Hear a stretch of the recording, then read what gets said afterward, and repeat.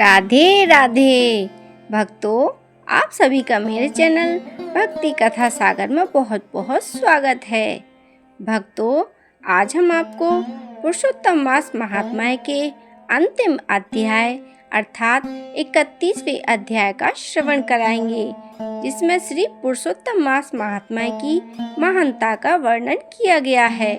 सूत जी बोले, इस प्रकार पतिव्रताओं के धर्म सुनकर नारद जी और अधिक सुनने की इच्छा से नारायण जी से बोले, हे प्रभु, आपने कांसे के संपुट दान, जो विशेष दान कहा जाता है, उसका क्या कारण है? कृपया विस्तार पूर्वक कहिए।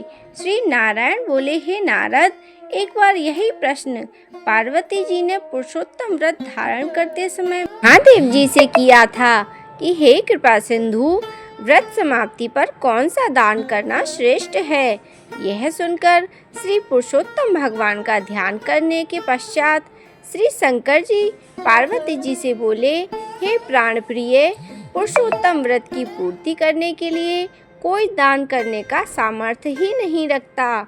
हे पर्वत पुत्री, जो दान भगवान के प्रिय महीनों में करने को कहे गए हैं, वे आजकल गौण रूप में हैं। इसी से पुरुषोत्तम व्रत की पूर्ति करने वाला दान ब्रह्मांड में कहीं भी दिखाई नहीं देता है। इसके दान की पूर्ति में संपुट दान अर्थात ब्रह्मांड का दान है।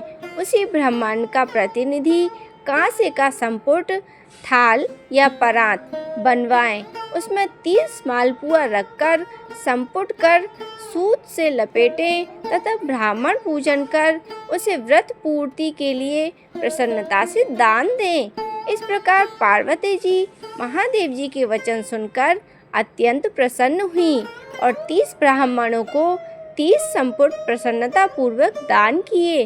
श्री सूत जी महाराज ने आगे कहा, हे ब्राह्मणों, श्री नारायण के ये वचन सुनकर नारद जी प्रणाम करके फिर बोले, मैंने इन सब कथाओं को सुनकर यह निश्चय किया है कि सब व्रत नियमों से पुरुषोत्तम मास का व्रत सर्वश्रेष्ठ है। इसके महात्म्य मात्र सुनने से ही मनुष्य सब पापों से मुक्त हो जाता है। श्री सूत जी बोले, यह सब सुनकर श्री नारायण मौन हो गए।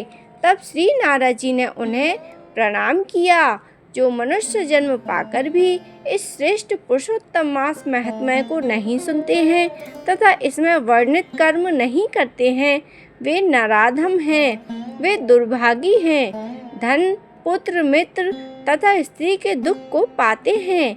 वे ही मनुष्य धन्य हैं जो भगवान के इस मास का व्रत करते हैं। इंद्रधुम्न, शतधुम्न, यौवनाश्च तथा भागीरथ आदि राजा भी श्री पुरुषोत्तम भगवान की आराधना करके उनकी शरण पा गए। श्री सूत जी महाराज ने आगे कहा, हे ऋषियों, यह पुरुषोत्तम मास महात्म्य सुनने से श्री गंगा स्नान के समान फल प्राप्त होता है। पूरी पृथ्वी परिक्रमा करने का पुण्य इसके सादर सुनने वालों को प्राप्त होता है। ब्राह्मण इसके महत्व को सुनकर ब्रह्म तेज को प्राप्त करता है। क्षत्रिय अगर इसके महत्व को सुने तो राज्य और सुख प्राप्त करता है। वैश्य अगर इसके महात्म्य को सुने तो धन प्राप्त करता है। शूद्र सुने तो श्रेष्ठता प्राप्त करता है और अन्य लोग आदि इसे सुने तो मनो अभिलाषित वस्तु प्राप्त करते हैं।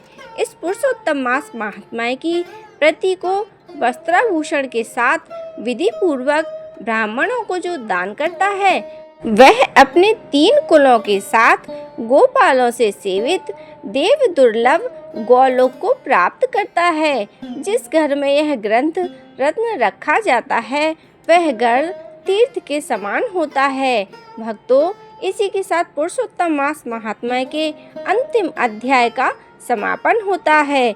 अब हम पुरुषोत्तम मास में सुनी जाने वाली गौ माता की एक सुंदर सी कथा का श्रवण करेंगे, जिसका श्रवण पुरुषोत्तम मास में अवश्य ही करना चाहिए। बहुत पुरानी बात है। एक गांव में एक सेठ सेठानी रहते थे। सेठ बहुत पैसे वाले थे।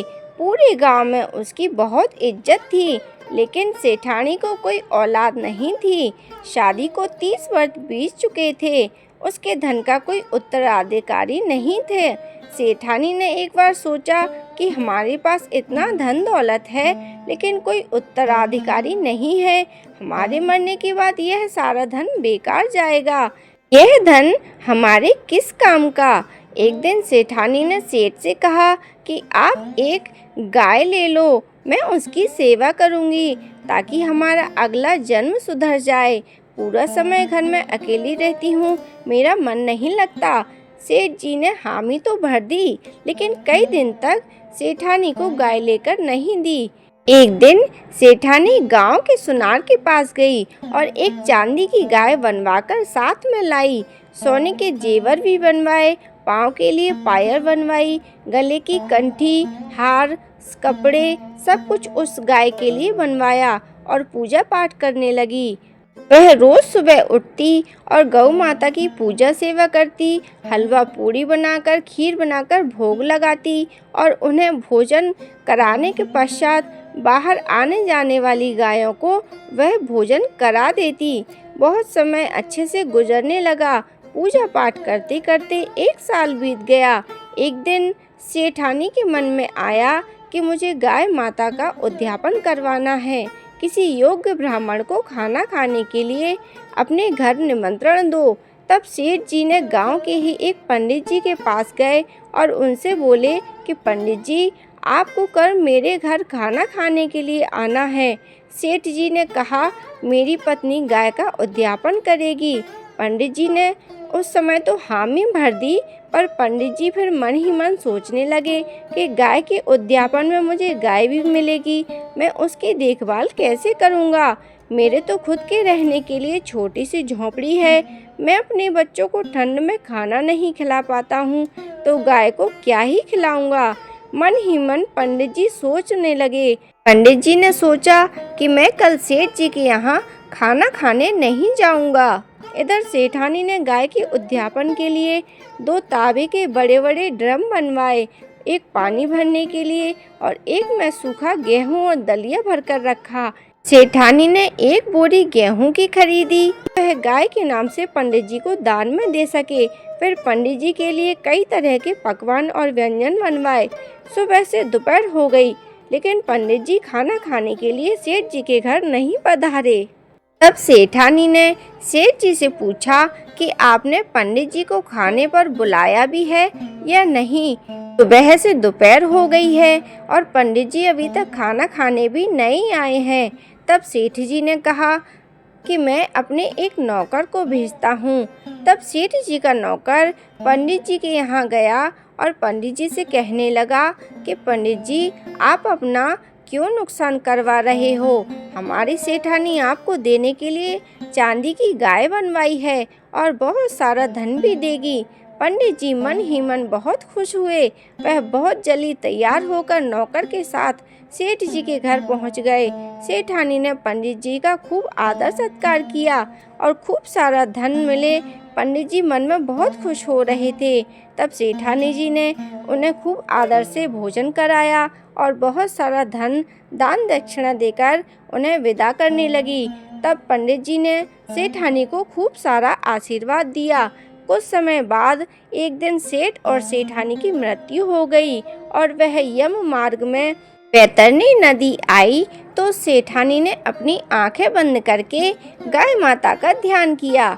उसी समय उसके सामने चांदी की गाय माता आ गईं। तब सेठानी ने सेठ जी से कहा कि हम दोनों गाय की पूंछ पकड़ लेते हैं और बैतरणी नदी आसानी से पार कर लेंगे। तब दोनों ने गाय माता की पूंछ पकड़ ली और बड़े ही आराम से बैतरणी नदी को पार कर लिया। तब सेठ जी ने अपनी सेठानी से पूछा कि यह चमत्कार कैसे हुआ और कब हुआ? तुमने चांदी की गाय कब दान में दी? तब सेठानी ने बताया कि हमारे धन का कोई उत्तराधिकारी नहीं था, तो मैंने चांदी की गाय पूरे साल भर पूजा की और उद्यापन में उस गाय को बहुत सारे धन के साथ दान कर दिया था।